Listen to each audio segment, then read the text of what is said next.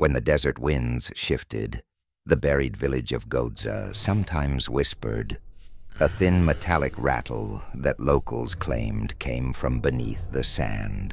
It wasn't until an expedition led by Dr. Celine Marrow uncovered 2 fused iron ankle rings that the whispers grew louder, as if the earth itself recognized the return of something it had tried to forget. The restraints were heavy, seamless and cold despite the heat, as though they had never stopped clinging to the legs they once imprisoned. The deeper the team dug, the stranger the village became.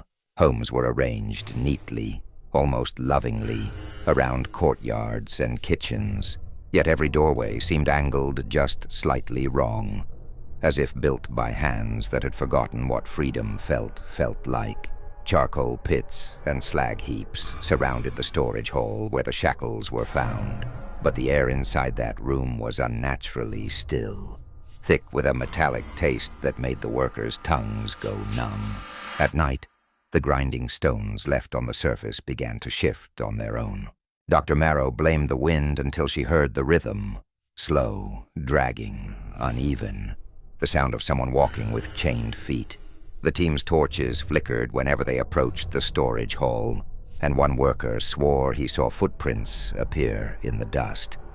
Deep impressions, as though made by someone carrying a crushing weight. Ancient texts had once described miners in this region who labored day and night with their ankles bound, watched by overseers who never slept, but the texts never mentioned what happened when those miners died.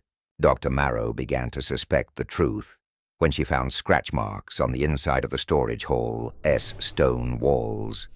Long, desperate gouges that no tool could have made. Something had tried to crawl out, something wearing iron. On the 5th night, the rattling began again, but this time it came from multiple directions. The team awoke to the sound of chains dragging across the valley floor, circling the camp.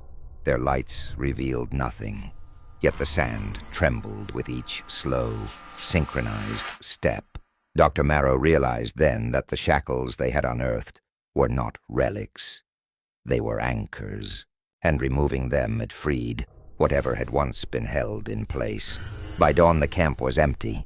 Only the 2 iron restraints remained, sitting neatly at the center of the village, as if returned by unseen hands.